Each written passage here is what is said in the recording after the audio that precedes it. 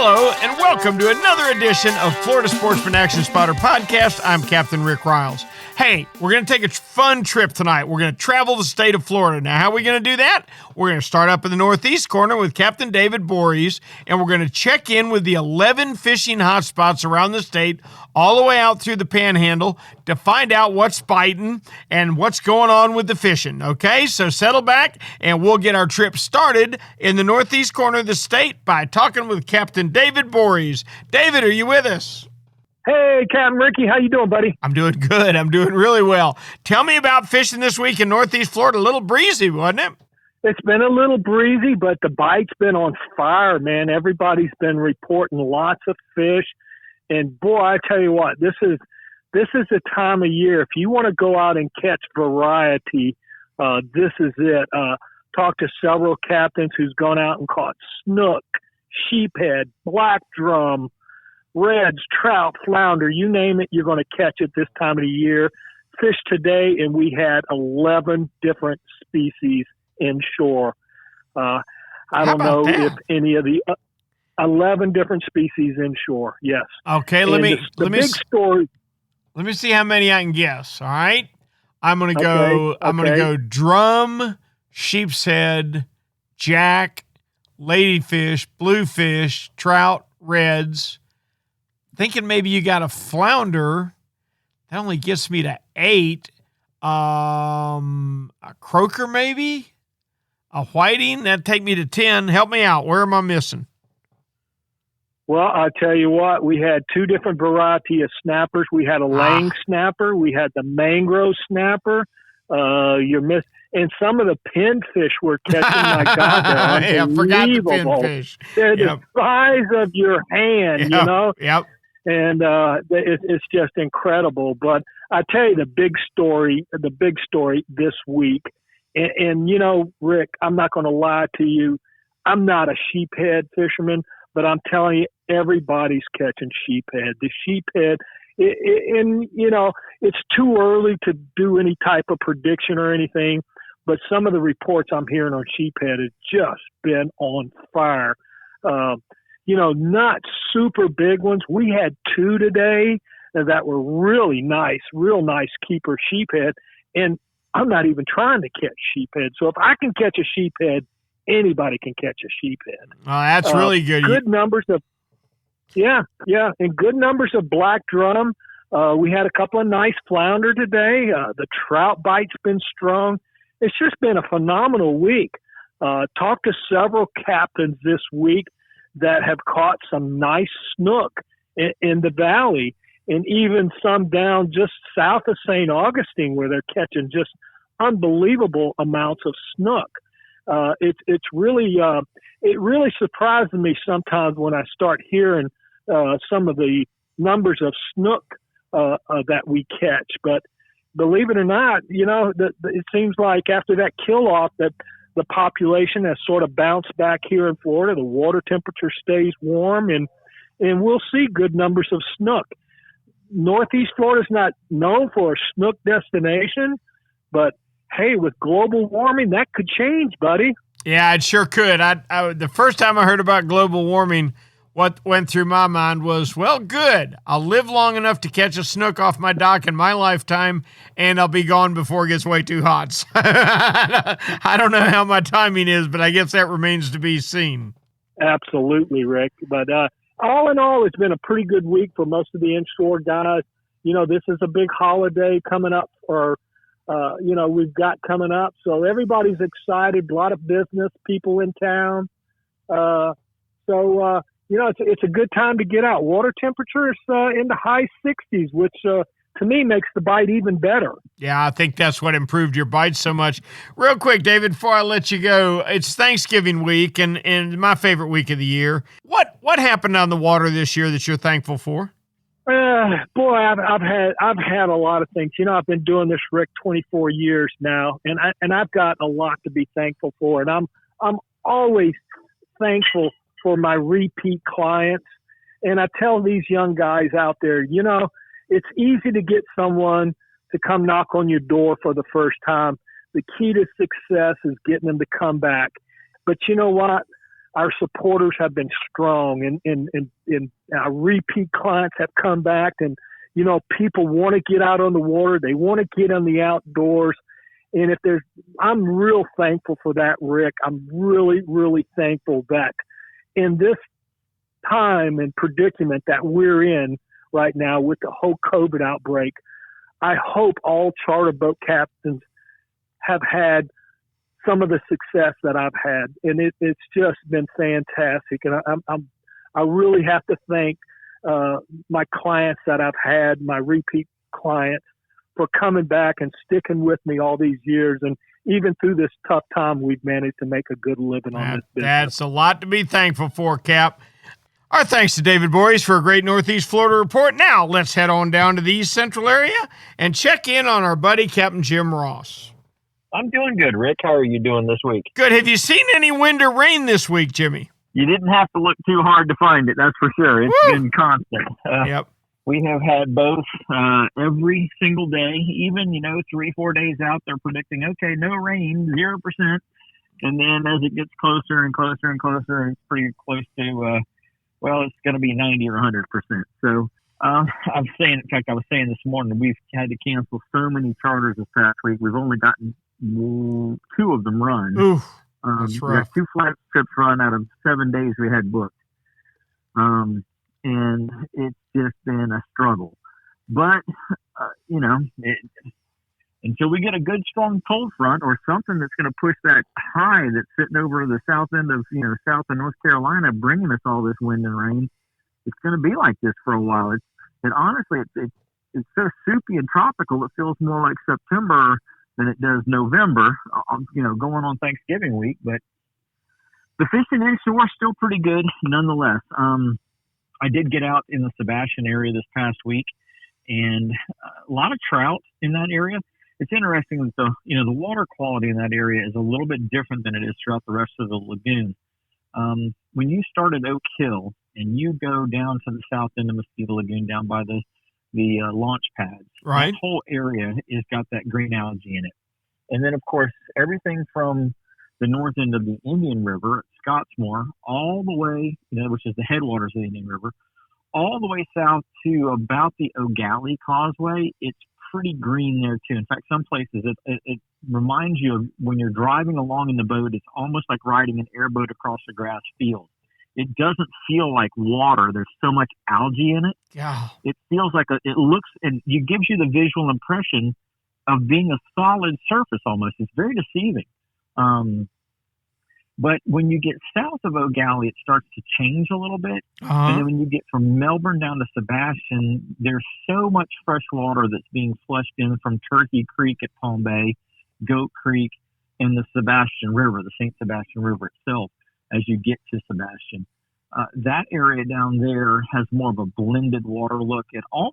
Honestly, it almost looks like some of your water that you'd see around Hannah Mills, where it has like a little bit of tannin to it almost, but it's still kind of clean enough that you can see a fish cruising along the edge of the oyster bar or some spartina grass.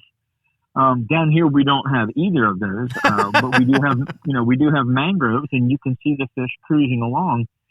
So we're seeing bull sharks, we're seeing bonnet heads, we're seeing a snook here and there, a trout here and there, a redfish here and there. Jack crevalle have been small, but they have been pretty plentiful. So we're throwing little saltwater sass and paddle tails on a jig head, just a little 3.5, 4 inch paddle tail. And this week, the salt and pepper silver phantom model that they make, which is basically a sort of a salt and pepper, on a clear back with a pearl silver belly and a chartreuse tail. That color was really, really standing out. When you look at all of the colors of all of the jigs and tails and things that we have in our tackle boxes, that one color stood out this week, and it was really doing the job, especially down in that area. So we had lots of trout that we caught, and then we had a surprise on my trip that we did down there. We kept seeing some bigger fish moving around and swirling, but we weren't getting close enough to actually visually identify what they were. So I couldn't tell, if were they big reds, were they snook, were they maybe small, 4 to 5 foot bull sharks? Couldn't tell really what they were. You just see a swirl here and there, but you could tell they weren't dolphin because they weren't coming up to breathe. Right. So after about 25 trout in this one little area, we had a really good trout bite going. All of a sudden, there's an explosion and the line takes off. And I'm like, oh, there's wherever it is, we've got one now. We're going to find out now. Yeah. It ended up, my customer had hooked up, a trout that was 12, 13, 14 inches, one of those smaller trout that was typical of that school that was in that area. A 39-inch snook decided he was hungry and ate that trout. That's a good one. Yep, that'll work. That's a good one. And we got that one on a 2,000 size reel and a little, medium light action rod and a little 1/16 ounce jig head. And he did everything possible to get us in the mangroves, out of the mangroves, back in the mangroves again, run across the other side of the boat, run towards the other mangroves that were on the other corner that we were fishing, almost got into them, and we finally, we maneuvered ourselves well enough that we were able to keep him from getting into the mangroves and cutting us off. Jim, are they the big snook? Are they the smartest fish we fish for? Well, I mean, they've got that pilene and mangrove and all that. They got that stuff down to a science. Bo. They, in their brain, they have it mapped out like nothing else that I know of. I mean, they know where every potential break off and hazard, for your fishing line is. I think if I was going to go for an IQ test, I think a 28 to 35 inch trout is probably the smartest fish that I know. That's pretty smart. Yep. And I'm thinking a 36 to 45 inch snook comes in the close second. Yep. Now, to me, the big trout is hard to get to bite.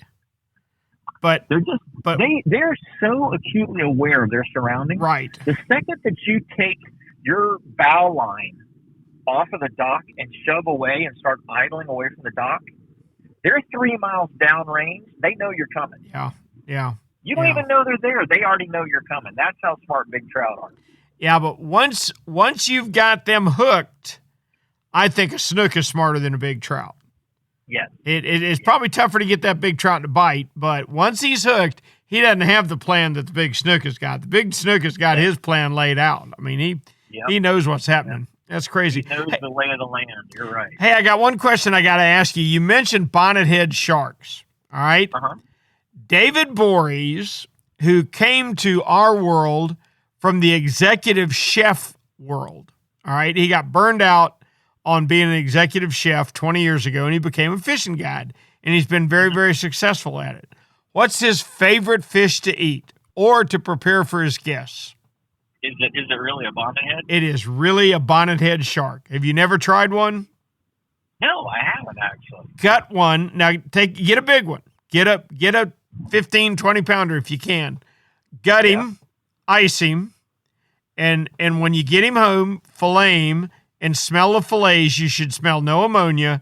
And if you do smell no ammonia, that will be the best eaten fish you've ever eaten, according to one Captain David Voorhees.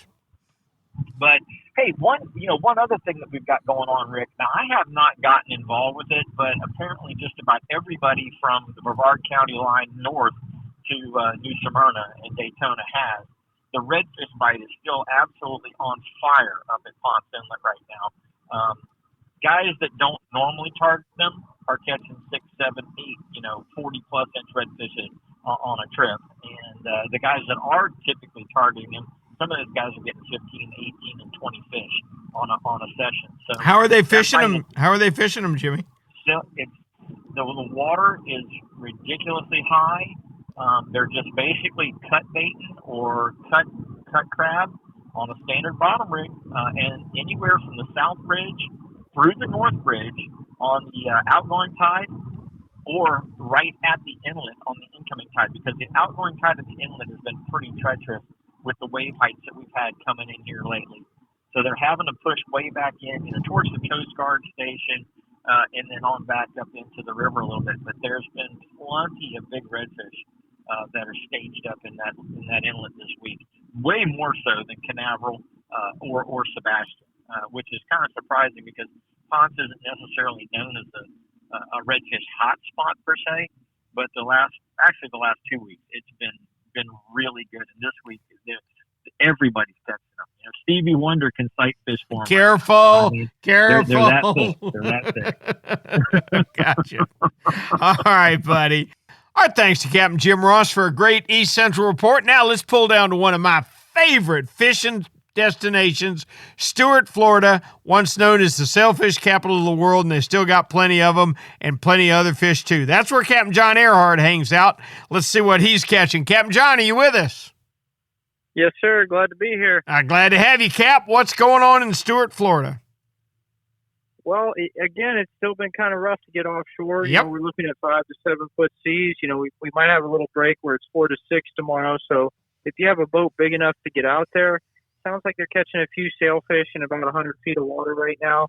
And there's been some decent mahi action in about 100 feet as well. You know, it varies day to day, but if there's some nice weed line, you find that troll around it, chances are you're going to catch sailfish, mahi, maybe some nice blackfin tunas right now as well.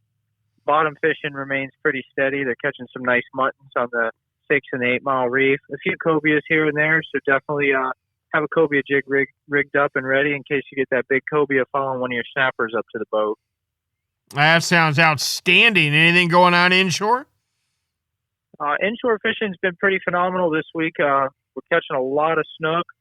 Most of them are 24 to 26 inches, but we've been catching a few in the slot as well, using live bait fish and jigs. For this time of year, the snook fishing's been pretty steady. You know, we're catching 10 to 20 fish a trip, and we're also catching a lot of black drum, sheep's head, a few triple tails. So, you know, our migratory fish that are coming through in the wintertime seem like they're showing up a little bit early. So if you want to load the live wells up with shrimp, you can expect to bring plenty of black drum or sheep's head home for dinner as well. But I tell you what, there's nothing wrong with that report. John, do you guys still have mullet, or are they all gone? I've been seeing some mullet around, but they've been slim pickings. You know, we got a lot of high water here, so if there are mullet around, they're just hard to come by because they've got so much area to roam.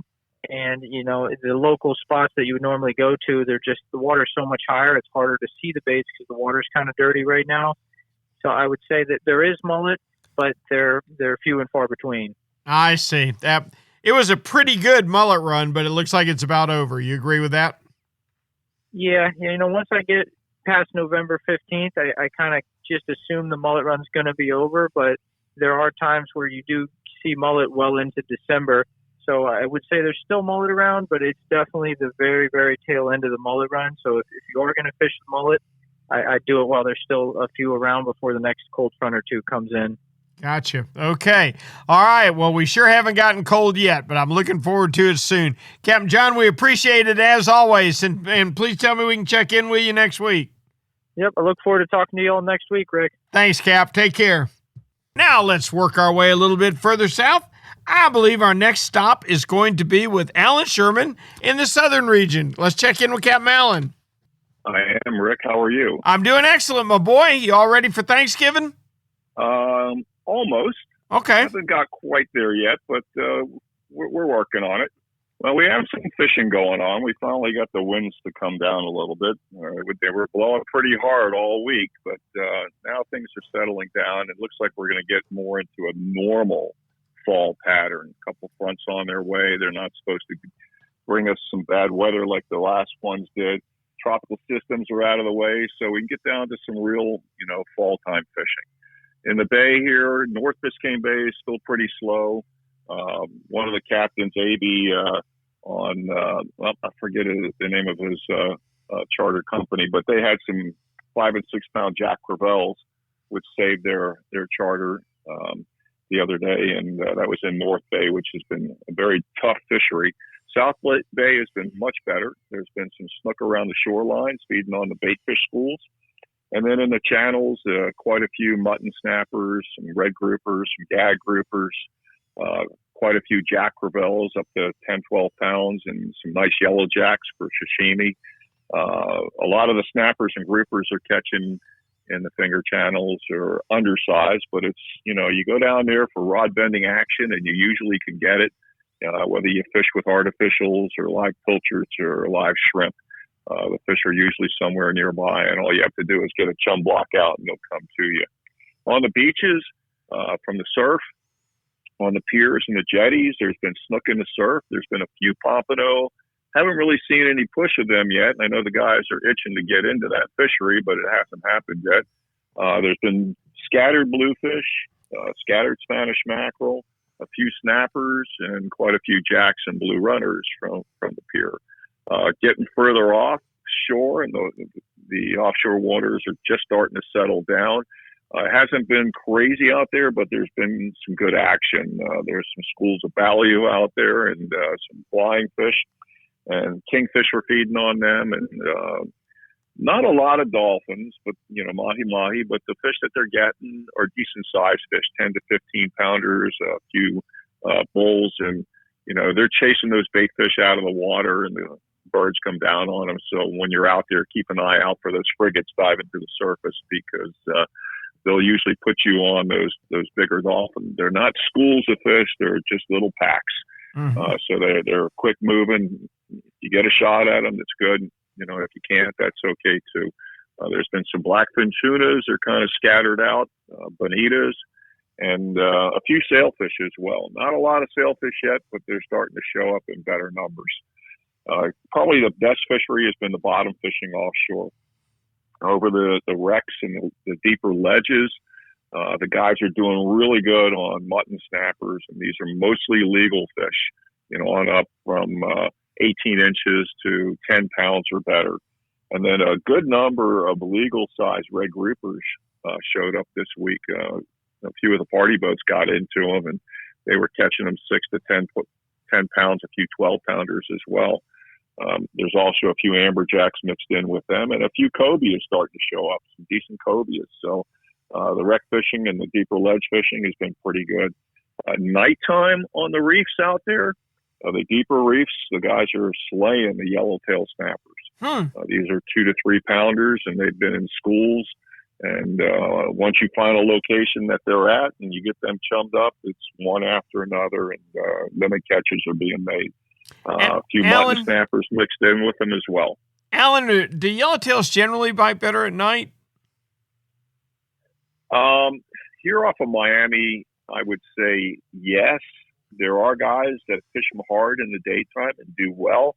That happens more down by Cary Sport and a little further south of that.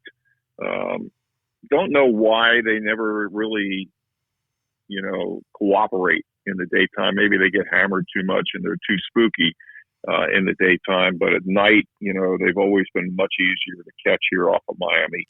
We have a big population of people that fish out here. So if you're a fish, you almost every moment of the day have somebody targeting you. You better be smart. Yeah, exactly. Wait until it's dark and then feed. Mm-hmm. Other than that, Alan Zaremba, he's an inshore freshwater fishing guide who targets peacock bass and largemouth and snakehead, and he's been just slaying the fish up in the Broward County canals. The glades, the Everglades, the freshwater fishing has been really tough. There's so much fresh water out there right now from all the rains that we've had and the water they're pushing down from Lake Okeechobee. I took a ride out on the Tamiami Trail on Friday, and looking out across to the north, I swear it was like Lake Okeechobee. It was just all water. You could not see any high ground at all. So that's what we've got going on here. Not too bad. Yeah, it's just a real rainy fall for us for whatever reason this year. Thankfully, we didn't have to deal too much with any hurricanes on our coast. Poor Louisiana, but gosh, we sure got a lot of rain. It just it's raining right now. It's raining while I'm talking to you up here. It's just become a nonstop thing, and I who knows why. But I can't answer that question. We had rain today in the morning. The forecast was for it to clear up, and it did. It's beautiful, and it's supposed to stay beautiful here for the next few days. Yeah, and let me tell you something, Alan. This week always reminds me, even though this has probably been the toughest year of my adult lifetime, there's lots to be thankful for. We've had it awfully good, Cap. I agree. We've had a lot of adversity this year, and we've worked hard to get through it. But, for myself, for me, it turned into being a blessing because I got to spend a lot of time with my family, quality time with the wife and the kids and the grandkids. So might not have been able to do that, in a normal year. So I'm thankful for that. Take it from an old man. As your grandkids get older, Alan, there is nothing better. You will have no better playmates. You will have no better playmates in your lifetime than your grandchildren. Thank you, Alan. Our thanks to Captain Alan Sherman for a great report. Hey, here's a bit of good news. We're not going to talk to Nick Stanczyk in the Keys tonight. Why is that good news? Because Nick is at the hospital just about to leave to bring their new baby home. So Nick gets tonight off. Our congratulations to Nick and Mrs. Stanczyk, and he will be back with a Florida Keys report for us next week. I know he's going to be short on sleep when he gets here, but I can't wait to talk to him. Now let's skip over to 10,000 Islands and check in with our buddy Captain Steve Dahl. I'm doing great, and that's great news. The Stanczyks are a great family, and Yep. couldn't be happier to get another generation of Stanczyks. Another generation of Stanczyks will be at Bud and Mary's. You can't beat that, can you? No, not at all. That's great news. Steve, I hate to tell on you, but I'm going to tell on you anyway, just because I want people to listen. You got sidelined. You got sidelined today by a whole bunch of braided line getting caught up in your prop and costing you your lower unit. That should never have to happen, should it? It really shouldn't. And the irony is I just finalized my 10,000 Islands article for the February issue. And if you read that, we kind of have a really cool, all the writers for the regions are now including a workbench segment, which has been really well received. And I love writing it. And one of the things the irony of this whole thing is, and Rick, you know this, I'm very, very big on maintenance and preventative maintenance for boats. And we're blessed enough to have a few boats in the fleet. And, our guys religiously pull props every 2 weeks. I mean, with that type of frequency, just to make sure. It takes 5 minutes and, a simple cotter pin, and we buy, boxes of cotter pins for this reason. It's really simple. I think a lot of people overthink it, but it definitely is something that helps. Today we were fishing some nearshore waters. Thankfully, in one of our boats, I has 2 engines, and we had ended up losing our lower unit, which takes a whole lot of line to compromise the seal on your lower unit, and you get saltwater intrusion. It happens, if you're out there enough, it's going to happen. The frustrating part is, back to the dock, get it off. There's probably 75 yards of, braided fishing line on there. Other frustrating part was a lot of it, I'm guessing it was probably 65-pound braid, very, very thick braid. And, if we're using, normal stuff, 20, 30, 40 pound, I don't know much braided line that we need more than 40 or 50 pound, but, 50 would even be stretching it. But, 65-pound braid and 75 yards of it wrapped around a prop shaft is absolutely going to compromise, your seal. I mean, it's just, and, just be responsible. I know most of us are, but, even if it's something that you kind of just have laying around on the boat, on the console, it can fly out and unravel over time if it's in a ball. Just be really conscious of discarding your braid properly, because not just me, but it can happen to anybody, and you just got to be really conscious of that. So, Steve, I would even add to that if you get hung up, which everybody does, first off, don't ever cut your braid and leave all that. But go ahead and reel your way all the way back up to where you're hung, and then reach as deep as you can, and then cut it off. There's no reason. There's certainly no reason to ever cut your line at the reel because you're hung. Yep, that's exactly it, and that's a great point. Have it, at least try to be below the water line so no one catches it. But hey, things happen. The silver lining, Rick. We had a banner day. Oh yeah, tell me about it. Yeah, we did. We and this has kind of been the pattern since the winds have subsided in our area. The nearshore bite is just absolutely on fire. And when I mean that, today, Rick, probably one of the biggest kingfish I've ever had in the boat. certainly taped out at about 51.5 inches.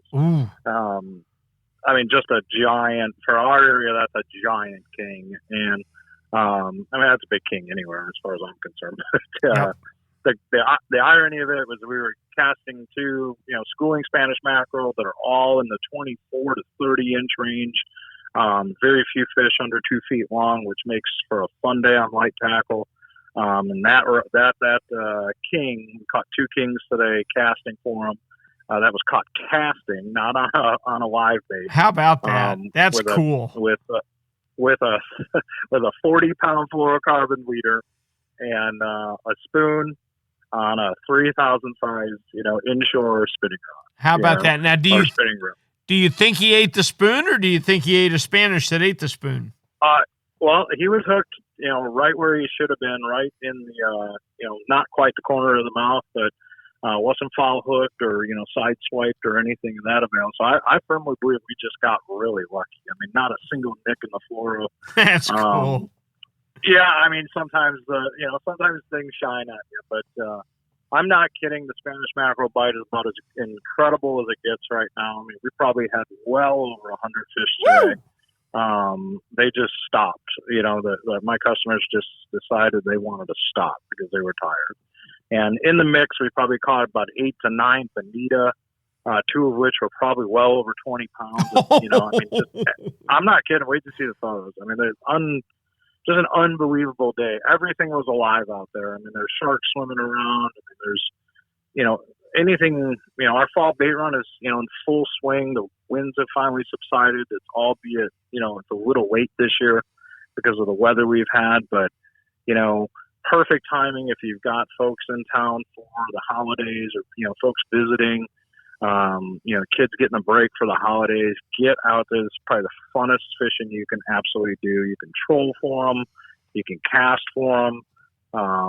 But be responsible. Weeder up, get for, even a 12 to, 18-inch mackerel can beat up a weeder really quick.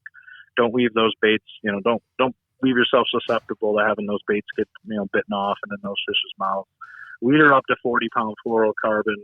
That seems to work, exceptionally well. Cut it back every once in a while as it's getting frayed, have a little bit of responsibility with that, but, you'll have a ball. I mean, it's just absolutely on fire. And the beauty is we don't have the best tides right now, throughout the region. They're not really bad. They're just not super for redfish and snook, and you can catch trout. But super calm day out there, laid down perfect.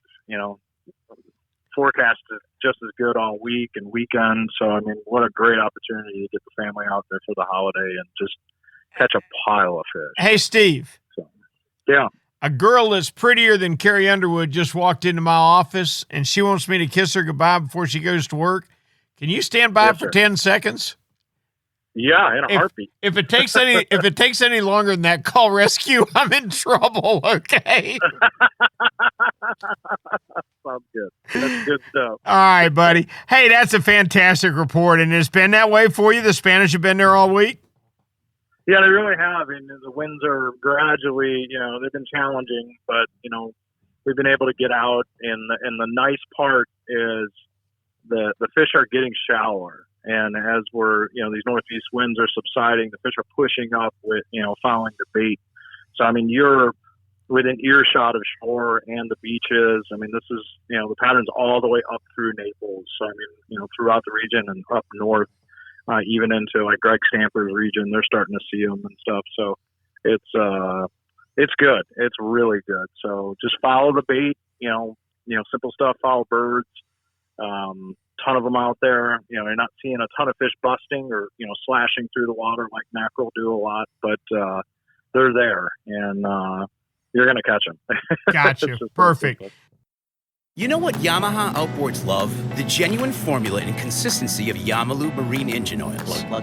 Outboards are subjected to punishing conditions like high loads, salt, and humidity, a mix that automotive oils can't handle. Yamalu full synthetic and marine performance formulas are certified to protect against friction and corrosion for reliable performance every time.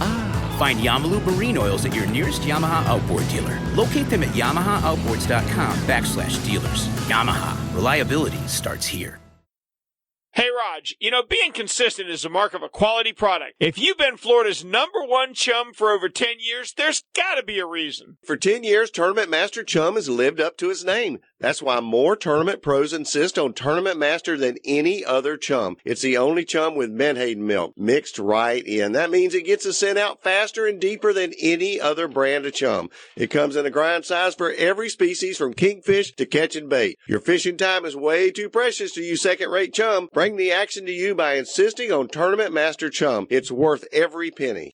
When you're ready for the finest in custom-made flat spay or inshore-offshore hybrids, you are ready to meet the Young family in Inglis, Florida. For over 21 years, the Young family has built custom boats one at a time for every type of fishing. Nothing can sneak up on a flat quite like the Gulf Shore flats boats, and I've never fished a better hybrid than the Young 24s and 27s. Rob Young is a naval architect who takes tremendous pride in each and every build for each and every customer that wants their boat custom built exactly the way they want it. Is it time for you to move up? Are you ready to own the finest boat built? Then you need to visit the Young Boat facility in Inglis, Florida, or check them out online at youngboats.com.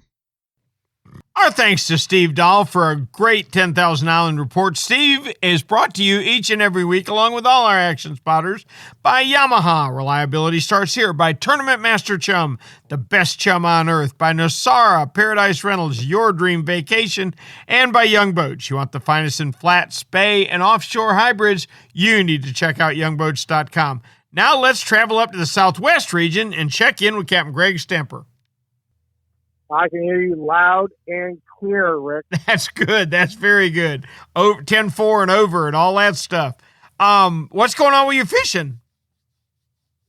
So we'll start with what was the best this week. And nearshore was the place to be based on the tides and the back days and the fact that the offshore guys had a tough time getting out there. They're having a real big problem with these fish called cobia. It just keeps Stop it. Stop it. Are they really? I know you hate to hear this. The guys I've been talking to at docks, they're fishing on some of our local wrecks and reefs, some within 2 miles of shore, and they're catching these fish one after another. A lot of them are small, Rick, but they're definitely coming back with fish that are legal every time they're out there. Many of them are talking about fish coming up with one of the fish that they have hooked, where there's 5, 10 fish following them. So that's a big problem right now. We're going to have to figure out what to do about it, but I think they're going to manage. Are they limiting out, Greg? Oh yeah, absolutely. Really? With legal fish? If they want to. Wow. If they want to, they can definitely do that. Not a problem at all. They just have to stay there. The other thing that's been really, really fired up in our nearshore waters is the kingfish. These guys are going out there. They're not even trying to catch them. All they're doing is looking for where they're jumping out of the water, and they're just reaching, hitting all these baits. And I saw a couple of fish today back at the dock that were probably 30 pounds plus. So these are not all small little dogs. We're talking about a few big fish in that neck of the woods. And these guys are in 20 to 35 feet of water. That's really good fish. That is fantastic fishing. Back to the cobia real quick. Now, your limit is 1 per person or 2? One per person. Good. It will not be a problem right now. I don't think this is going to change in the next week or two. So, if you have your favorite guide down here, I can always put somebody in touch with the right one.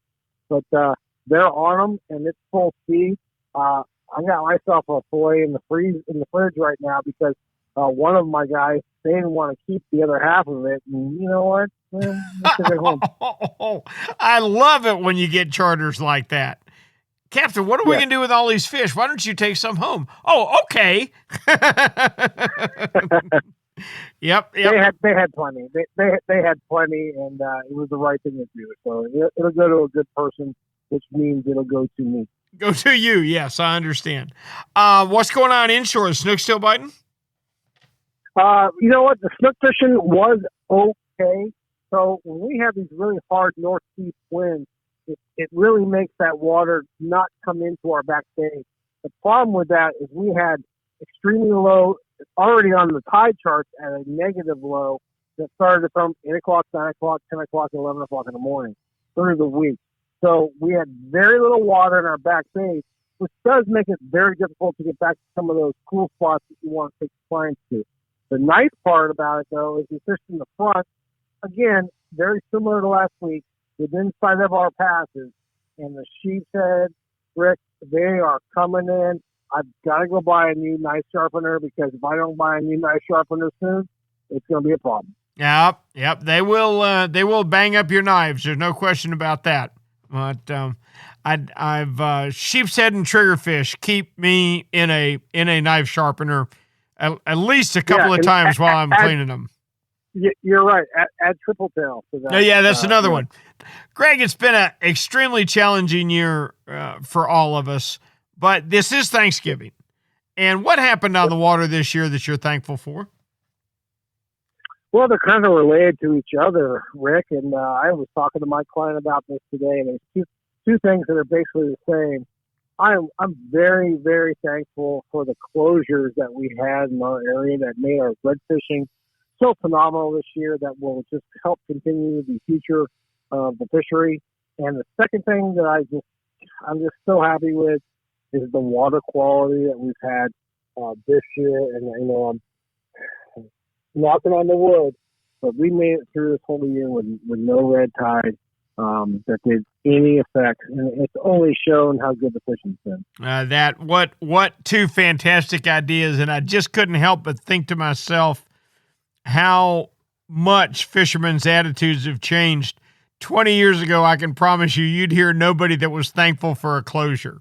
But, no, I know. I understand completely, but when you see the slow progression of what it did, it was pretty incredible, and we've got a very healthy fishery these days. So I'm very happy about that. That's fantastic, and I'm very happy for you, Cap.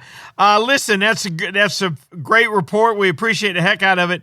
Thank you, Cap. I appreciate it, Greg. Take care. Tight lines, Greg. Bye, buddy. Our thanks to Greg Stamper for a great Southwest report. Now, let's travel on up to the West Central area and check in with the resident guru of Terracea, Ray Markham. Ray, how are you?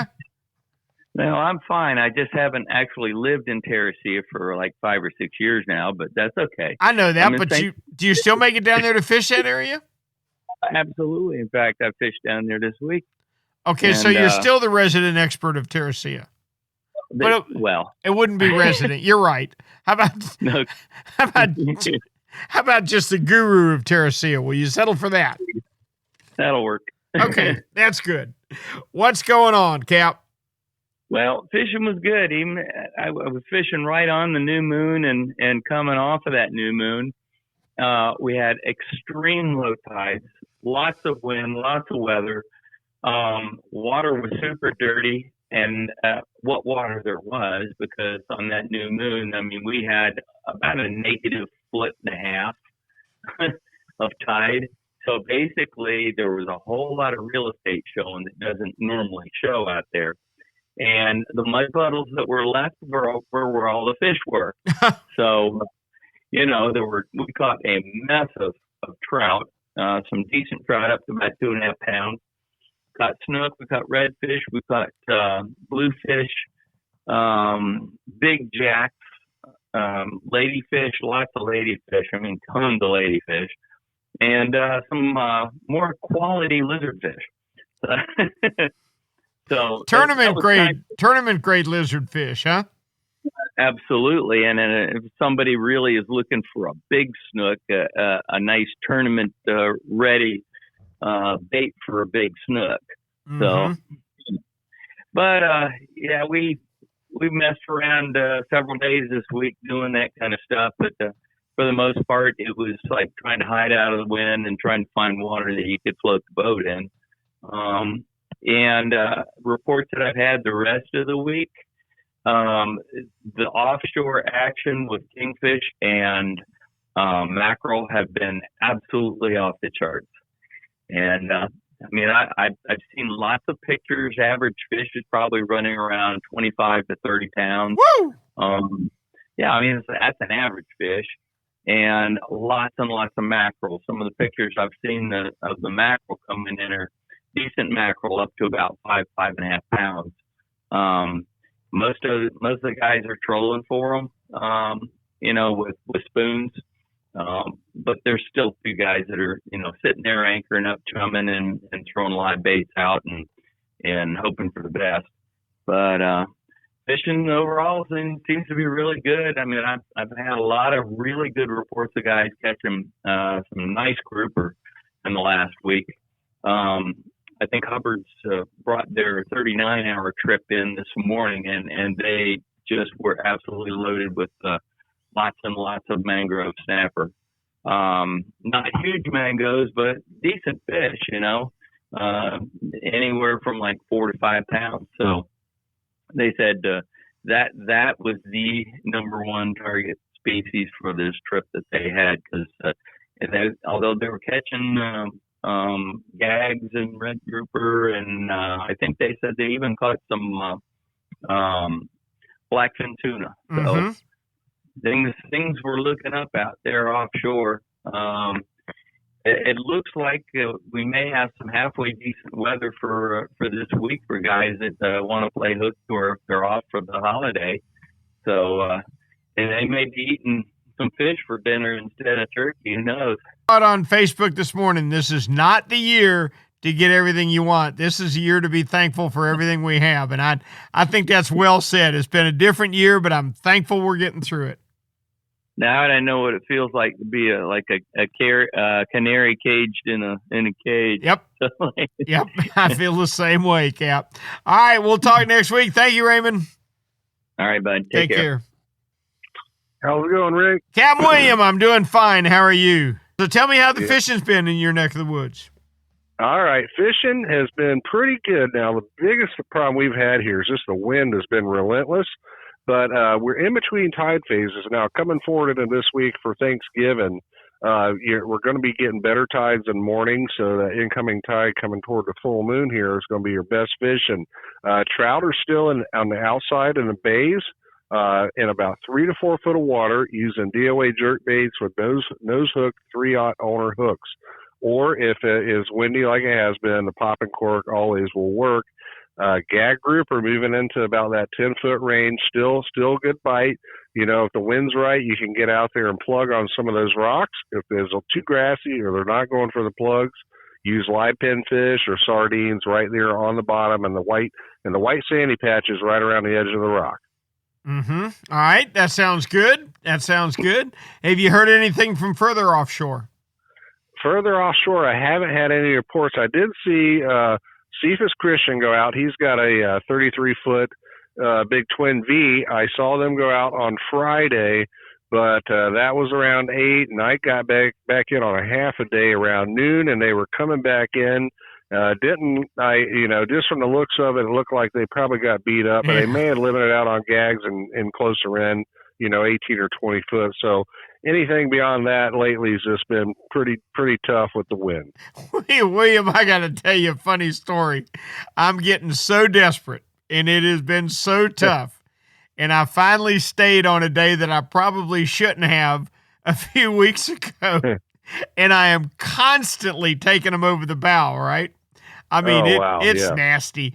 And we caught a nice mahi. She was probably 12, 14 pounds. And we're going along, and this guy says, Captain Rick, can I get my picture with you with that mahi? My wife would really appreciate that. And I said, sure, no problem. William, I opened up the fish box, and she was swimming in it. Okay. Oh, no. That's a green fish in the boat. I had taken so much salt water in the boat that it had eaten my ice and replaced it with a constant flow of seawater. She's just swimming around in the fish box. I'm like, this can't be good. Yeah, you may want to wait till the dock when we get in to hold that one. It may jump out of your hands and swim off the boat. I tell you what, we had a calm summer, but man, it's making up for it this winter. We are getting our butts handed to us on the East Coast. Absolutely. See, y'all get the wind and the onshore. We get the offshore here, and up close around land, there's places to get in and duck and hide out of the wind. But once you get offshore out there, it gets pretty tough. Mm-hmm. Yes, it does, Cap. Well, that sounds really good. We appreciate it. I'm gonna let you go kill a deer. And please shoot a dandy so you can share some of your venison, all right?